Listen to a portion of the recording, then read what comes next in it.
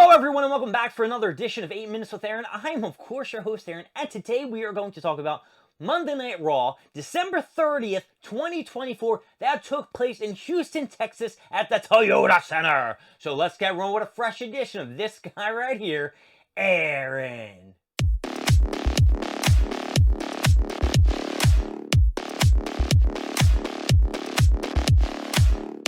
Alright, Monday Night Raw opened up with a big banger because we thought we were going to get Jey Uso, but instead we got the New Day consisting of Kofi Kingston and Xavier Woods, who are now two of the most hated people in all of WWE. Maybe not on the top tier where Dominic Mysterio is, but they're pretty close.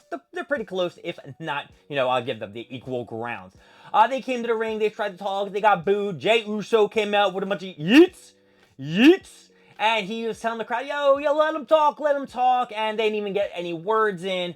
And then Jay's like, get out of the ring, you guys are a bunch of chumps. I got some business I got to attend to, and that is with Drew McIntyre.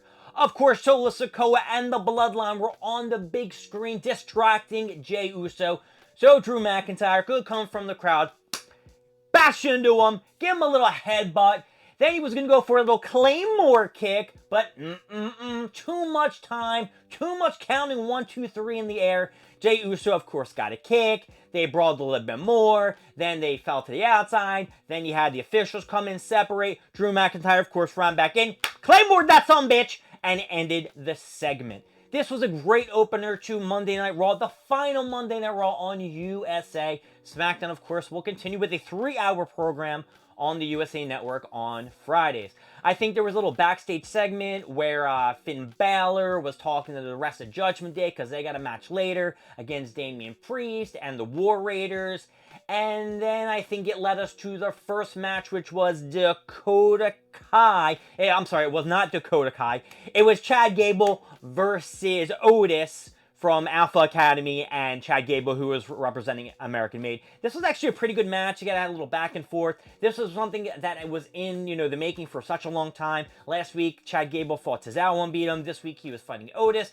Then, in the end, of course, American Made got involved. They got a couple submissions on each other. A lot of ankle locks, a lot of close tap outs, a lot of reversals, a lot of rope breaks. Chad Gable got an amazing German suplex on this sumbitch Otis. Otis then got the ankle lock. You thought Chad Gable was going to tap out. No. Chad Gable was able to escape his ankle lock, get on him, got Otis in one, and made him tap out to the submission. And Otis lost. Chad Gable picked up the victory. I'm going to give this sumbitchin' up because it kept me entertained. And I kind of like Chad Gable and Otis. They're not a bad combo. This brought us to a little backstage segment where you had the Pure Collection, whatever their name is, I probably messed that up, sorry everyone. And then you had what? You had Dakota Kai talk with not Kairi Sane, because Kairi Sane's out with Io Sky, talking, if Dakota Kai does win her match against Zoe Stark, and Io Sky wins her match against Laura Valkyrie, they will be in the finals for the Women's Intercontinental Championship, which I don't know why they're adding more titles. Which led into the match, Zoe Stark versus Dakota Kai. This match was, I don't know, it was pretty good. I think we got a This Is Awesome chant. We got, I think, a couple claps and shit in the air. Actually, that was maybe for the Io Sky match against Laura Valkyrie. But whatever happened, Dakota Kai picked up the victory, and she got the 1, the 2, and the 3. Beat Zoe Stark. I thought Zoe Stark was going to make it to the finals, but Dakota Kai is just coming back from 2 separate injuries, so I guess they want to give her a little bit of a push and have her beat the Pure, the Collective, Deville, and Stark, and Baszler. I don't know why they use Baszler more. She's more of like a scary, one of them than the other 3. So yeah, that's what happened. And then I'll just talk about the Io Sky and Laura Valkyrie match, since we're just talking about the women's title match. This was actually a pretty good match, a lot of back and forth. Valkyrie worked on Io Sky's leg, or Io Sky kind of like hurt her leg, so kind of like slowed her down. She didn't get a lot of jumps off the top rope. She couldn't hit like I don't know what her move is. I keep forgetting, the Io in the Sky, or Sky Blue, or whatever the hell you want to call it. She tried to do it. She landed on her feet. Valkyrie got her into like a weird small package kind of position. 1, 2, 3. Laura Valkyrie pulled off the win.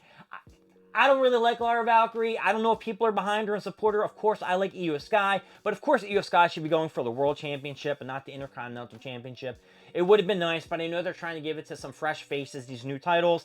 And Dakota Kai versus Lara Valkyrie will be, I guess, next week or Monday, whenever they're having this title match. And I will say, this match between Dakota Kai and Zoe Stark, that sumbitch was getting down. But Io Sky versus Lara Valkyrie, you know what? I'm going to give that sumbitch an up instead. I'm going to give that an up. In the back, I think Jey Uso was talking to Adam Pearce and said, listen, next week on the first episode of the Netflix, John, you will face Drew McIntyre one-on-one. So that's coming up. So we got Drew McIntyre versus Jey Uso. We got Seth Rollins versus CM Punk. Whoa! We got, what's his name? Solo Sikoa versus Roman Reigns. I think we're going to have The Rock on the show. I think Stone Cold Steve Austin might be there. You got the John Cena. That's right, baby. He's going to appear next week. And then there was another match. Of course, I got to mention this bad boy. We got our R-Truth versus Bush, also known as Pete Dunne. And before the match can even start, Pete Dunne ran out to the ring, beat the shit out of, what's his name? R-Truth, and the match didn't even happen. And that was it with that. So, what a fun Monday Night Raw we're having. And the first hour and a half was supposed to be limited commercial free.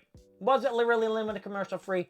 I don't really know. And then we, of course, need to talk about the great speech with my boy, Ludwig Kaiser, saying to Braun Breaker, get your ass out here. I am Ludwig. I am the top of the crop here in WWE. You come with that IC title and give me a title shot right here, right now. And, oh, no, wait, that didn't happen because Sheamus came down. He's back, baby. His ribs are better than ever.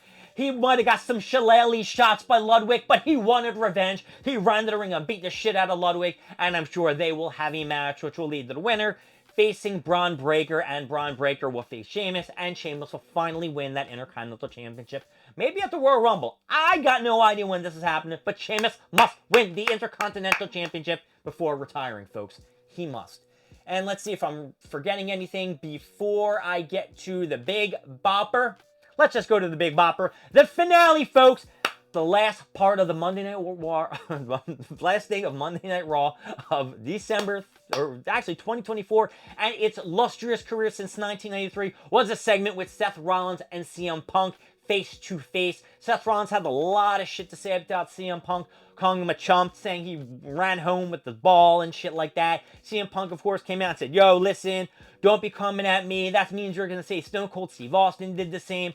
And Seth Rollins, of course, get a great comeback. He said, you know, Steve Austin said, yeah, I regret leaving with the ball. You know, whatever, man. I shouldn't have left. I regret it. I could have had a lot more matches if I would just, like, you know, do my shit. And CM Punk said, I didn't hate the place. I hated the person in charge. Look at you, Vinnie Mac, who's not in charge anymore. CM Punk is refreshed. He took those arrows that people are throwing and daggered him in the back. He pulled them all out. He's ready to shove them down someone's throat. And guess what? Seth Rollins, you are in his way.